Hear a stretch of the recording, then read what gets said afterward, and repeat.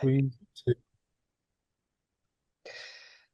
Welcome to the Oakland Center for Spiritual Living for our Wednesday night Oasis service. Oasis is a time when we get together midweek to just refresh ourselves. So I am Reverend Allie Hutchinson. I'm a staff minister at OCSL. My pronouns are she and they, and I'll be your host tonight at the Wednesday night Oasis service. Midweek, we like to come together. We build on the theme of the previous Sunday, sharing science of mind principles and practices with the intention that these gatherings be informal and intimate and interactive. Our annual theme for 2025 in Centers for Spiritual Living is Rising Higher, Growing Deeper, and our monthly theme for August is On the Wings of Love.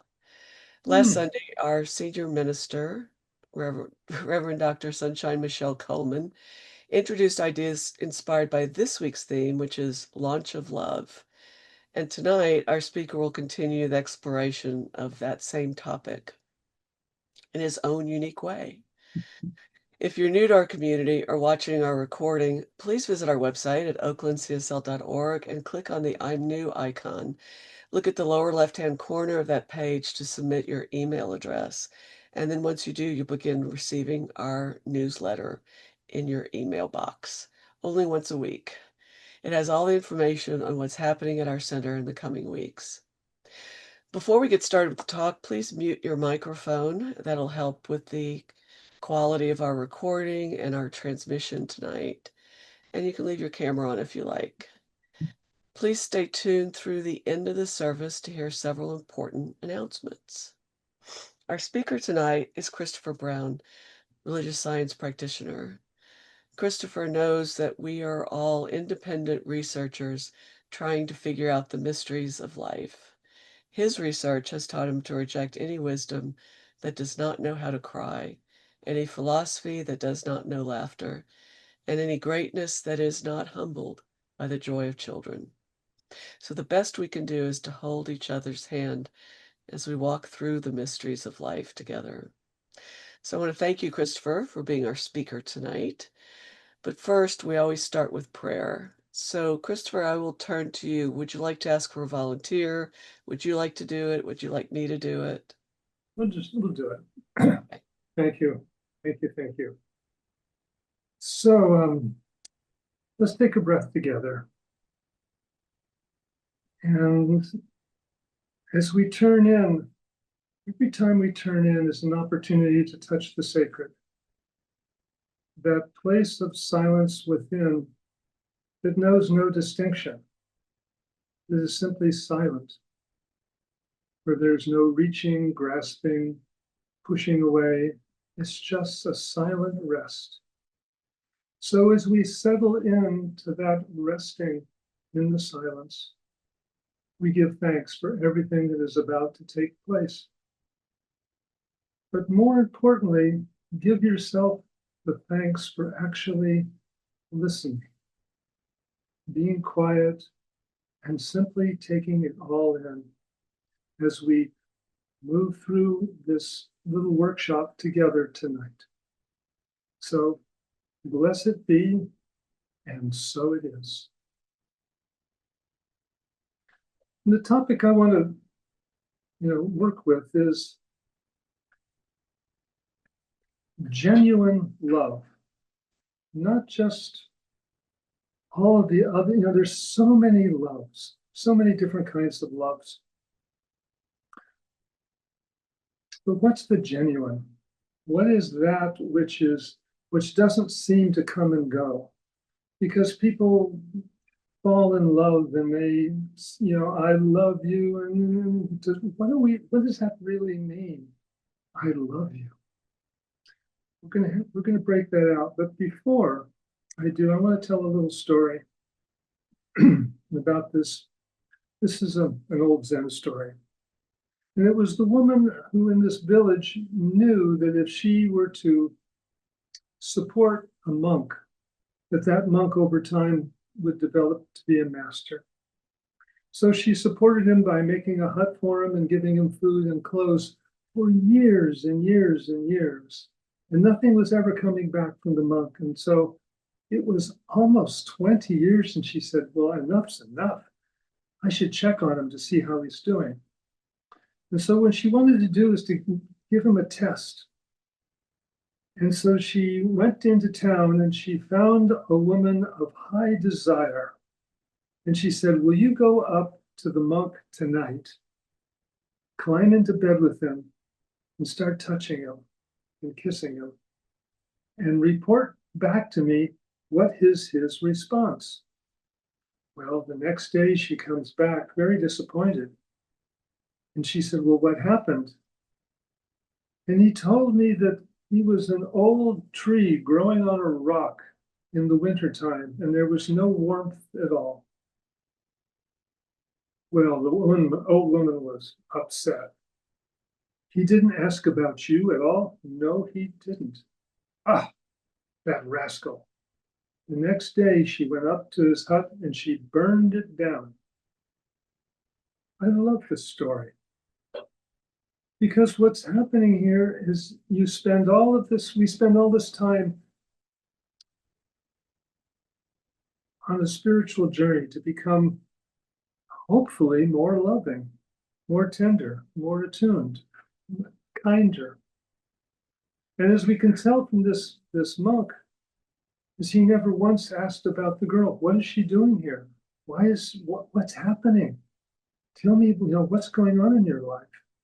There was not only no passion, but there was no compassion. So when we think about love, the core of love, that what is the real, the genuine here? And that real and genuine transcends lust and connection and transactional. I mean, it is something that makes life worth living. And we know it, and we don't quite know how to talk about it. So our first exercise, and there's 6 of us, so perhaps we could break into 2 groups of 3.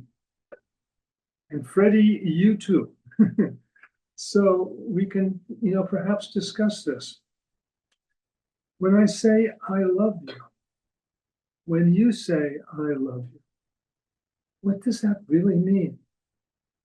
Does that mean I will hang out with you as long as you don't disappoint me? I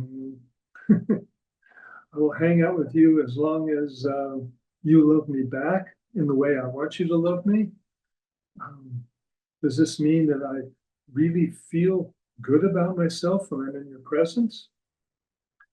So this is up to you to take a look and to discuss in your powerful group. And Freddie's going to be breaking us out in just a moment. You'll have 8 minutes and take a good, genuine look. What's it mean to you when you say, I love you? And when someone says, I love you back, what does that mean? What does it feel like? Or does it feel different each time? Kind of got the idea? So when I say I love you, what does that mean? Freddie, if you could break us out. Thank you, I needed that. Since we're such a mighty group, why don't we unmute ourselves and just chat? When someone says I love you, can you feel the sincerity, or can you feel the difference? Do you feel the difference when certain people or different people say I love you? Or is it the same every time? This is the response time. Start calling on people. Dorothy had plenty to say. Maybe she'll bless us with more. Yay, Dorothy. Yay, Dorothy. Okay, well, what Okay. I was expressing was the love. When I say I love you, especially to my children, I want them to know that I am here for them regardless of what is taking place. They can count on me. I am there for them in Anyway, I feel that when I say I love you, I feel that from the depths of my heart.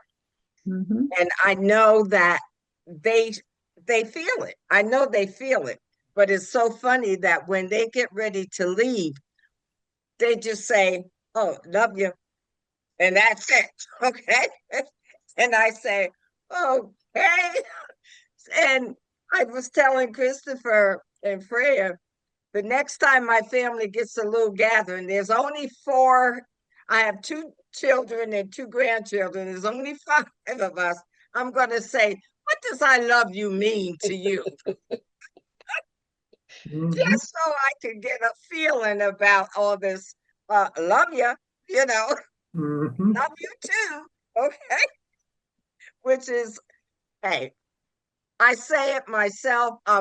Talk on the phone to maybe another practitioner or something or a girlfriend, and I say, "Love you," and I'm like, "Why?" It made me think, "Why am I saying that?" Okay, but they're my friends, and I know I would be there for them if they needed anything because I really care about them. So I'm complete. Next. Thank you, Dorothy. Who else would like to chime in? Oh, I think it's Freddie's turn. Oh no, Elena. I was just going to say to Dorothy, my kids do the same thing, but I think it's a good thing. It means they heard it from you a lot growing up. Mm, It feels very natural for them to say it. yeah. I agree with you, Hallie. Yes. Yes, I mean, it greases, it's a social lubricant. And I think that it's important to say that because that's a step. That's a vulnerable step. And so, yeah, right on. But what if we were to take the next step into vulnerability to maybe express what does that really mean? And so that's what I'd like to hear from some more people. When you say, I love you, what does that actually mean? When you actually say it, when it comes, oh yeah, he's shaking his head. He wants to say something. He's going to unmute himself any moment now. Yes, sorry. I always, whenever I speak, I forget to spotlight myself as well. So just making sure I get it. Um, yeah, so when I ever say I love you to someone, for me, it's I'm very much an active service person. So it's when I say love you, it's knowing that I would drop whatever I'm doing, really go out of my way, more than happy to inconvenience myself to support you. Um, my friends and my family know that I would do whatever is needed to, take care of them. It's when I say that I love you, it's allowing myself to be vulnerable with you, allowing other people to be vulnerable with me. And it's also like an everlasting thing. It's in this lifetime, it's in next lifetime. We cannot speak, for 10 years. And whenever we meet up again, it's picking up where we left off. Um, yeah, it's just a really deep emotional connection and in a way like the most human, I don't know, just way that I interact with people. And also the people who I've loved in my life have like left a long memory, like random things like music or um going to certain parks or certain places here in the Bay Area, certain foods will remind me of them, and then I can feel that love. Like I was saying, like it's this lifetime, it's next lifetime. Even though they're not still here, it's like I can still feel that. Mm, Those were some things that came to my mind. sweet. Thank you. Thank you. Yeah, who else would like to chime in? This is your chance, Susan. Who, me? Yes, you. We're a small group tonight, I realize, because everybody's at SOAR. At SOAR? Oh, The retreat in Banff. oh, okay. Well, they're missing a good evening. That's right. Yeah. It Yeah. started today. Yeah. Um, yeah, so it's really easy to love my grandchildren, no matter what they do. So anybody knows what I'm talking about. Grandkids. Sorry, Christopher, you got left out. Oh, Oh, no, oh, no, oh, no, no. no, he's not left out. No. So he's a family and lover and a love of my life and Aw. all of that. Aw, See, now, I can feel that over here. Yeah, See, and so it because brings it's the tears, truth. brings tears to my eyes. That's that circle of connection right there. Mm. Ooh, Yeah. wow. Yeah. And then wonderful, my two wonderful. sons who are amazing adults and one son who is raising my wonderful grandchildren with his wife. And anyway, and I'm so blessed because we all live right here in Oakland. And I Yeah. know that isn't so for a lot of people. Yeah. And Mhm. so Mhm. I feel really blessed in that way. Yeah. Yes, yes. Oh, That's it for now. thank you, Susan. Okay, who else? I wonder who else would like to chime in. Can't imagine who that might be. Hmm. You can unmute yourself, Freya. Didn't know there would be a pop quiz, huh? Oh, absolutely. Well,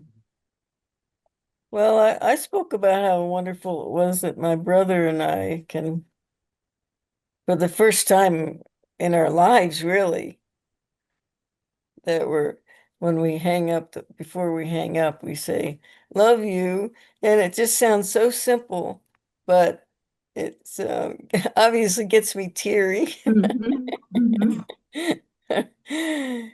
As we're both trying, we're very different people, but we're both kind of working at it, but it works.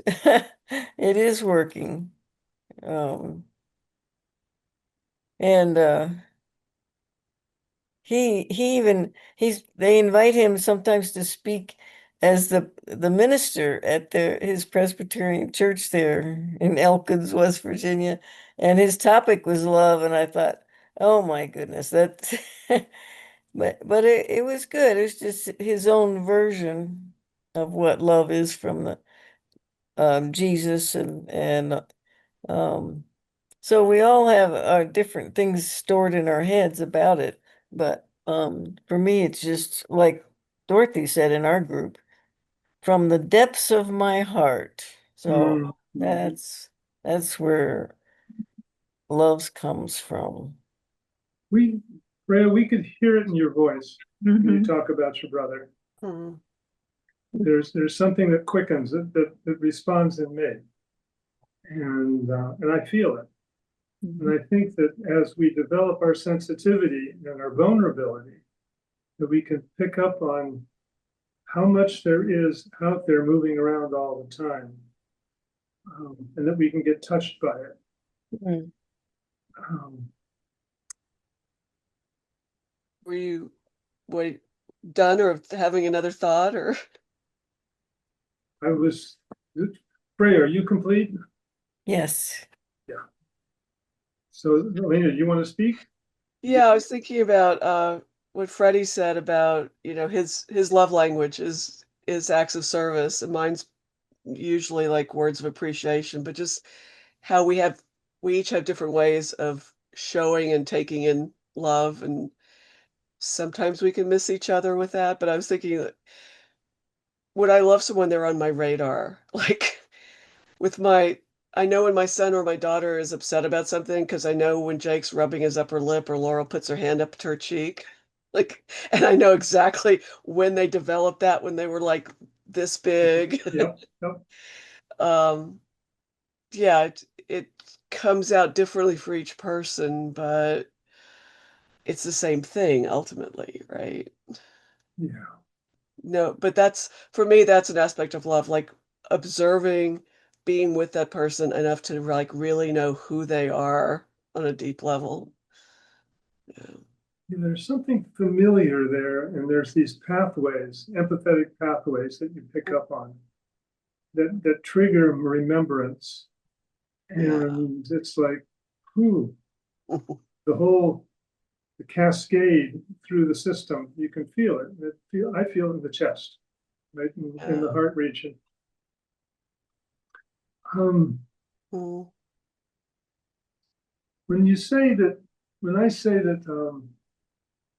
like I love somebody, it's like I feel like I can be myself around that person, that they give me permission. Susan gives me permission to be my rascally self. She'll object, but she gives me permission because it's been all this time and I haven't changed. I'm still a rascal. And so it's like when we're around somebody that we really care about, there's something about being in their presence where we feel good. We feel okay. We like ourselves in their presence. In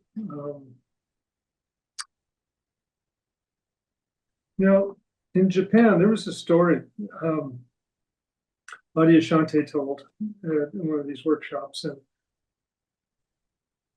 it went like this. The discussion was on love and what's genuine, what's real, and things like that. And at the end of the workshop, this one man raised his hand. He was from Japan. He said, I hear you talking about love. And he says, in Japan, our marriages are arranged. And you're not expected, you don't need to love each other. It's all about harmonious family living and having the right match. And so that the families get together, that you can be prosperous. And this is the purpose of marriage. It's not about love. But if you're lucky, love will find you. And he said, I'm one of the lucky ones. It only took me 15 years. And he went on to talk about what does it mean? And it's not what we think it means. It means like, who would you want at your deathbed? Who can you be that vulnerable with at that time? And that's when it gets really deep. And so who are those special people? Maybe you have 2 or 3 or 4 and you're that lucky. But to have one is enough, where you're loved and you're safe. That's pretty amazing.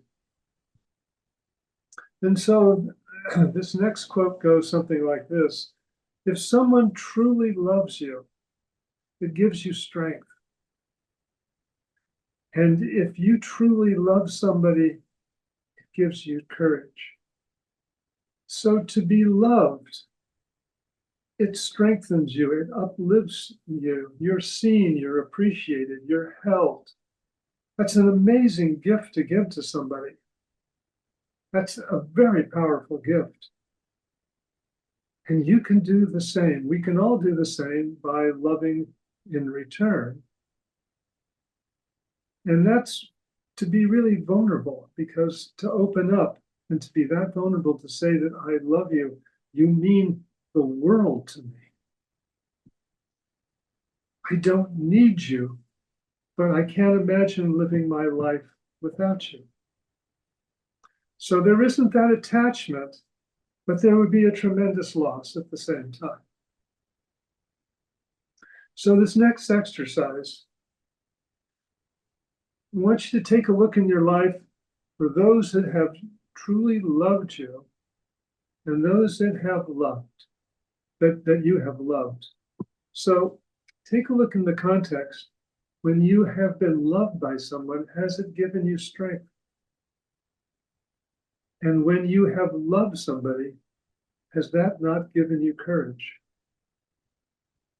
So this love thing is about being uplifted and about being really, really vulnerable. Kind of getting the idea what this discussion is going to be on. I think Freddie's ready for our breakout of 8 minutes. Okay. All right, I will split us up. Thank you. Okay. So you got a little deeper into the pool. What was that like? Did you come up with any people or circumstances where you experienced that, of being given strength or being given courage through your act of love? Who wants to break the ice? Who will break the ice? I'll break the ice so that you get a chance to talk in the group. But I'm thinking about parenting. I remember before I had kids, I'd hear about parents who would like throw themselves in front of cars to rescue their kids and all that stuff. And I'd be like, well, I know I want to have kids, but I don't know if I would do that. And then, of course, after they're here, you're like, well, yeah, it's not even a thought, right? Exactly. It's not a thought. Yeah. It's much bigger than thoughts. Yeah. Much bigger. Yeah. Beautiful. Nicely said. And Yeah. it doesn't matter how old they are either.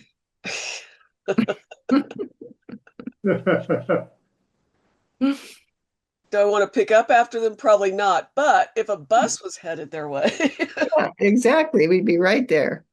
And you'd stop the bus too. Oh, yeah. Parent power. Mhm. yeah. Ah, sweet. Who else?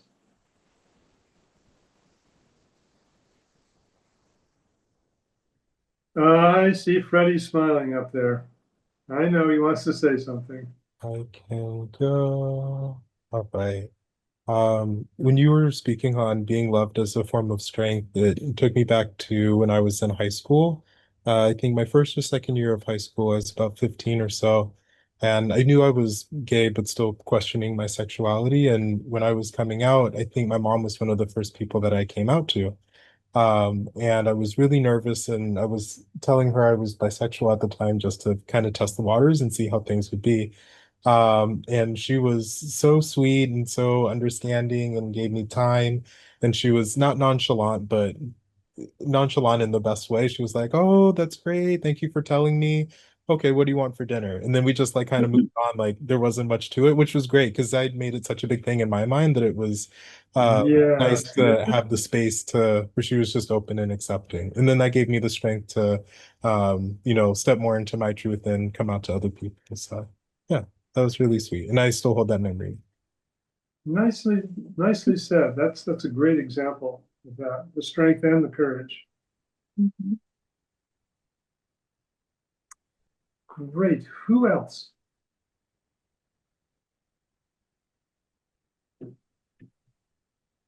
If you don't speak, I'll start speaking, and you don't want that. You want to say anything, Dorothy? Not really. I Yeah. just give thanks for all that has taken place this evening, and a subject that I had not thought about in a very long time. Mm-hmm. And I just want to say thank you, Christopher, for bringing it forward so that I can move forward and probably getting some truths out of my children and my family and all those hugs that I get at Oakland Center for Spiritual Living. I'll be more aware. But thank you. Thank you, All right. Christopher, for this evening. It's been beautiful. I complete. Okay. Thank you, Dorothy. Okay. So anybody else before I start blabbing again? Okay. You were warned. Love is not a learning. We think it's a learning, but it's not. It's a growth. And it comes from the inside out, not from the outside in. And it really, it works hand in hand with meditation and quiet and being sensitive. The quieter that we are, the more sensitive we tend to be, and the more we can feel the nuances and feel the chemistry and feel what's happening. So it's important to know that it's an inner growing, and we are growing all the time. And we like to stop our own growth by saying, well, this is enough. I'm protected. I feel okay now. I don't want to be any more vulnerable than this. Yeah. So I'm going to put on the brakes. I'm going to armor up a little bit. But when we armor up, that one door to the heart is open to everything. And when you close the heart, you close down life. You close down the sun. You close down aliveness. Because aliveness really has to do with a direct proportion to how much you can love, and how much you can give and receive love. Because when you receive love, you're giving the other person or the animal or whatever, you're loving them back by accepting their love. Because when the love makes the full circle, everyone is benefited. When Susan and I, we can be sitting at the dinner table, and all of a sudden there'll be something that sparks between us. And did you feel that? Yep, she felt that. And I could feel it back, and it sort of ricochets around in this circle. Where, and I don't know where it starts, but there is a feeling tone that just, we can call it the touch. And when we're touched by what I call the genuine or the real, and you can also call it love, or you could call it a taste of the beloved, if you like. But when that's there, the sense of Christopher is not, the sense of Susan is not. There's just this sort of oneness in the circle. So I've blabbed enough this evening. I've really appreciated the attention and the sincerity we've had with these conversations. I love them. So thank you so much. All right. Thank you, Christopher. Let's give Christopher a little love. Wonderful discussion. So we're going to move on now. This might be a good time. Christopher, did you want to ask for a volunteer to do the closing prayer, or would you like me to do it, or did you want to do it? Let's see, does Dorothy move to do it? Let's find out if Dorothy wants to close us out. I can pray you all out. Ah, be happy to. Not now, I but thought so. give me When about you are finished with your announcements, Reverend Allie, give me okay? a few minutes, and then it'll be your turn. That's fine, sweetheart. Let me find my announcements, and then we'll go there. So, yes. This Sunday, August 10th, Reverend Ikea Pram will be speaking on Love's Ascent. Meditation starts at 10 a.m. and the service is at 10:30. Next Wednesday, August 13th, join Dr. Suzanne Dubois, who's a religious science practitioner, at our midweek Oasis service for another discussion on that same topic, Love's Ascent, 6:30 p.m. meditation and 7 p.m. service on Zoom. Tickets for our 80th anniversary gala on September 20th are on sale right now. The 10% early bird discount has been extended, and it'll be available until August 10th. So visit oaklandcsl.org events, and while you're at it, get an 80th anniversary bag while they last in the bookstore. Please join the Ministry of Prayer for our Friday night prayer happy hour. It's now going to be offered twice a month on the first and third Friday. The next gathering will be August 15th from 7 to 8 p.m. on Zoom. Practitioners Maureen Milena and Megan Lemon are your hosts to help you anchor in prayer. And you can go to oaklandcsl.org to the events page and click on the icon for the Zoom link. On Saturday, August 16th, join Reverend Ikea Param for a visioning workshop in person in the social hall, 10 to 12 p.m. 10 a.m. to 12 p.m. Visioning is a key spiritual practice in religious science. In practicing it, we activate our oneness with God and allow divine guidance to reveal our next step in any part of our life. Join the class to learn this powerful tool. The workshop is offered on a love offering basis. On Sunday, August 17th, we'll be offering our first virtual social hall on Zoom for 30 minutes or so immediately after the service.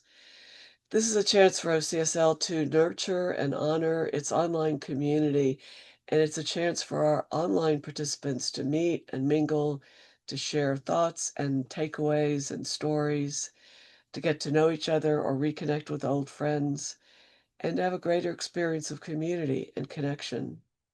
There'll be a chance to interact in small groups if you like, and also in the large group. And it's okay to drop in even if you had to miss the service.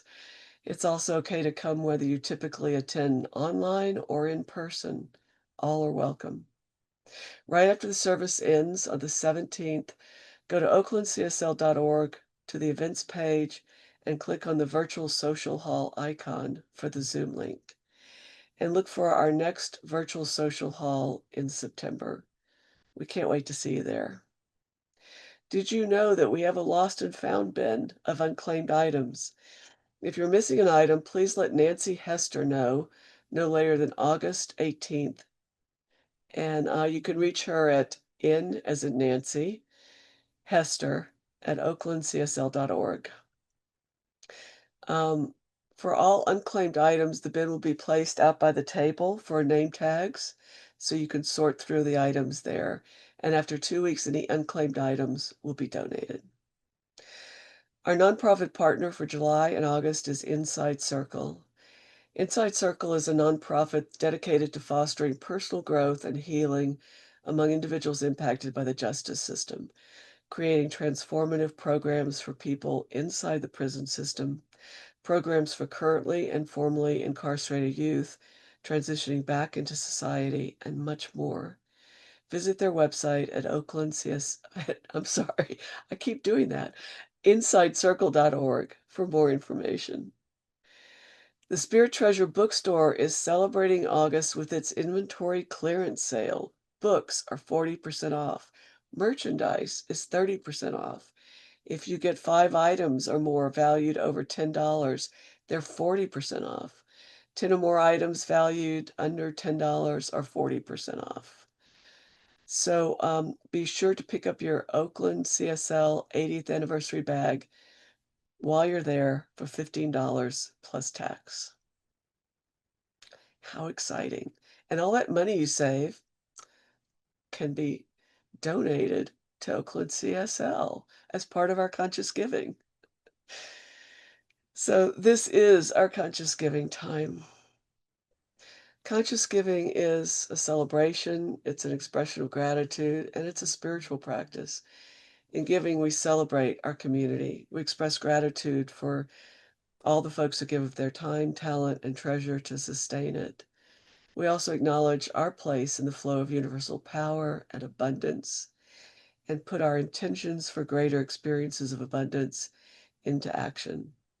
In that spirit, please follow along with me as I read the giving affirmation. And if you're muted, feel free to read out loud. I Divine love love as me as me. blesses and multiplies this offering. It blesses all that I am. It blesses all that I give and all that I circulate. Thank you, love, as me. And so it is. So we have a number of ways to donate. If you go to our website and click on that red donate button, it'll take you to a page where you can find your preferred way to donate, whether it's text or QR code or check or all sorts of ways. And now we'd like to show our appreciation for everyone who offered their time, talent, and presence to tonight's service. To our speaker, Christopher, great talk as usual. Yes. To Susan Urquhart Brown, who gave our opening meditation. To tonight's tech host, Freddie Lambright. And to our administrator coordinator, working invisibly in the background, doing our slides and our announcements. We appreciate all of you. And I will turn this over now to Dorothy to do our closing prayer. And so let us all just take a deep breath and just exhale as we give thanks for this time that we spent in this hour of Wednesday night service. Giving thanks for our wonderful speaker, Christopher Brown, who has given us topics to just sit back and be still and listen to the still voice within that will bring forth the answers that we need as we research what love is, how love sounds. We say thank you. We say thank you to our beloved Freddie, who continues to support this Oakland Center for Spiritual Living as our video person, as our VH person. And I say thank you.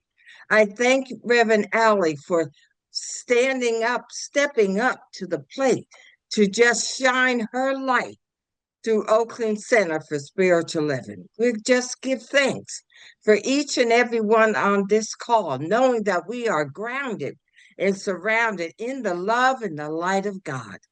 And most of all, we say thank you, Christopher Brown, for all that you do for this community, all that you do as a practitioner, a speaker. Thank you. Thank you, thank you, thank you.